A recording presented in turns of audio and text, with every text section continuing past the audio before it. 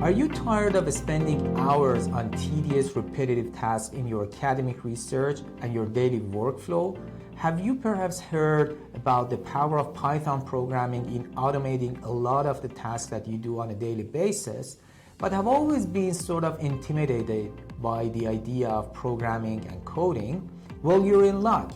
With the power of generative AI and all these new tools that we have access to, such as ChatGPT, everyone can now be a programmer and write their own Python code.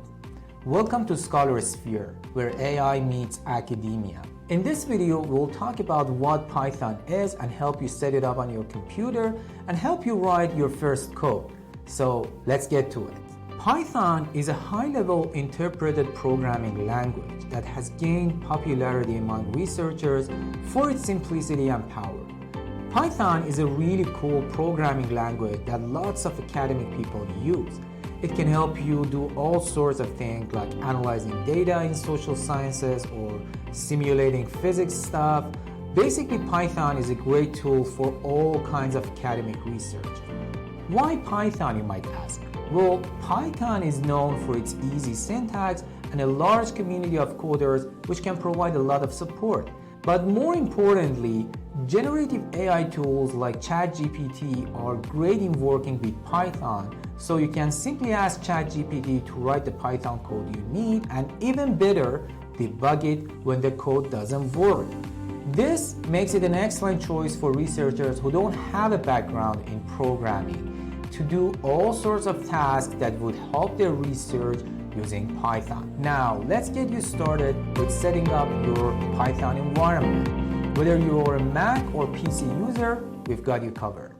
Okay, the first step in setting up Python is to actually go to python.org. The link would be down below this video. So you just go to downloads and download the latest version of Python.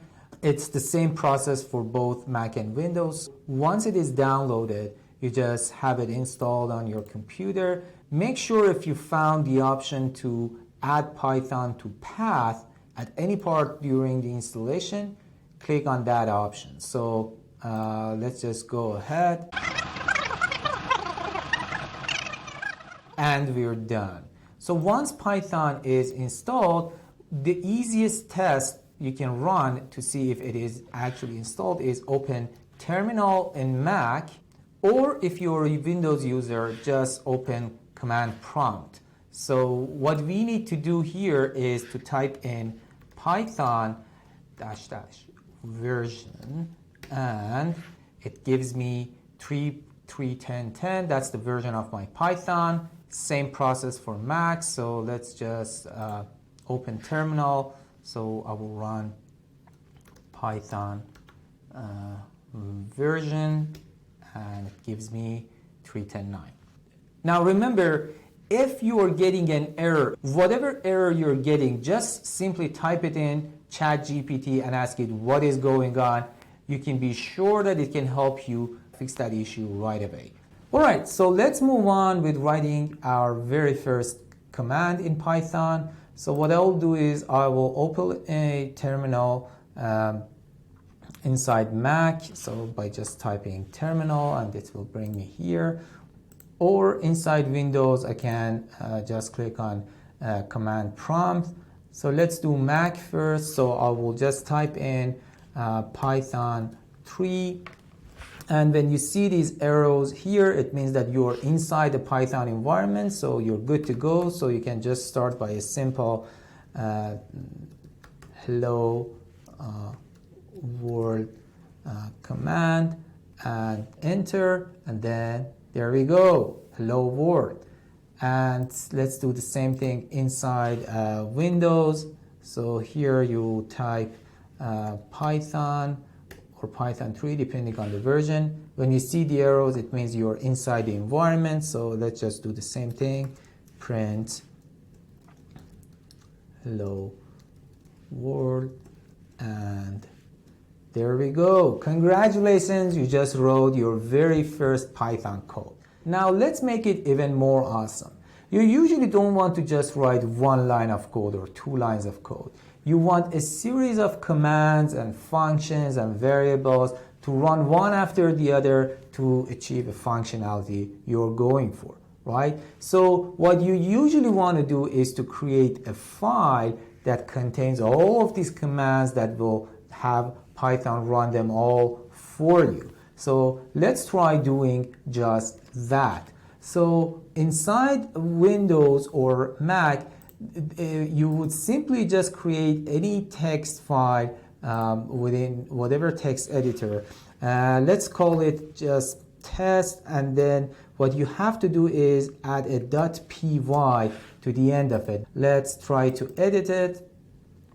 So what we will do here is we want to write a simple program that takes the name of the user and says hello to them, right?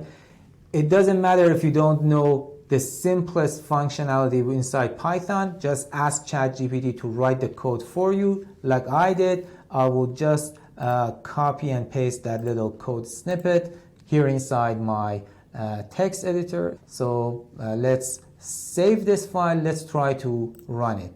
To run it, I will first copy this file as a path. This is the path to the file. And then within the terminal or within command prompt, I just do Python and then paste the address to my file. Let's do that. As you can see, it is running the command. I'll type in my name and it says hello Hadi.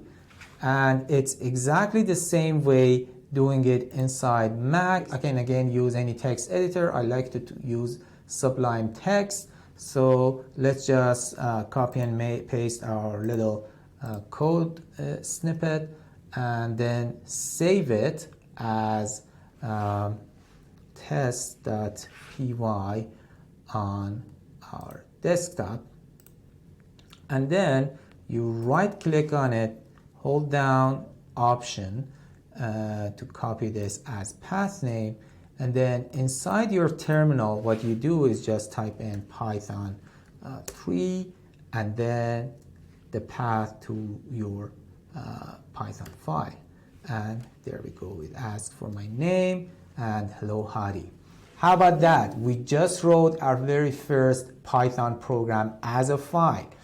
Okay, what do you say we take it up a notch? We usually don't want to have multiple scattered files running around and then run just the one file. We want an environment that can give us a little bit more functionality to run our Python program. When you want more complicated projects, more bigger projects, you want to run them within an environment which is called Integrated Development Environment, or an IDE. An IDE is like a fancy computer program that helps you write code more easily. It can highlight your code in different colors, suggest things you might want to type, like basically auto-completing your code, help you find and fix your problems, and keep track of different versions of your code. So there are many IDEs out there. Today I'm just going to talk about 2 free IDEs that work very well on both Mac and Windows. The first one is called PyCharm. So when you want to download PyCharm, you just head to the PyCharm Community Edition. As you can see, PyCharm Community Edition is free. PyCharm Pro is the paid version. So you just go to their page and download the correct version. It's exactly the same for Windows and Mac. After you download and install PyCharm, it brings you to this page. You want to create a new project. Let's create a new folder. Let's call it my Python and create.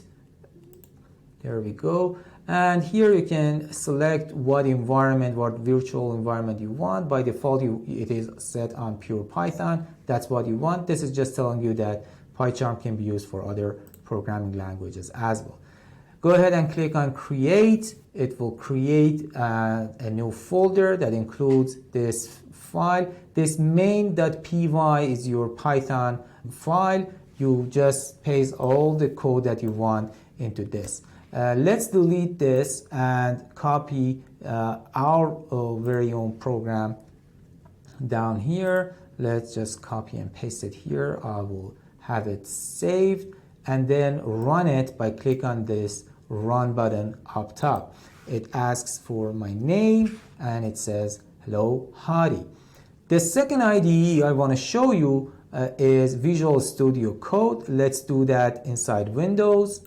So you just type in Visual Studio Code and go to their download page. It will bring you here. You download and install it on your computer. Works again the same with Mac and Windows. Just open Visual Studio Code, and inside here you want to open folder. Let's open the folder we just created, and here we go. This is our main.py file, and to run it I will just click on this run button up top.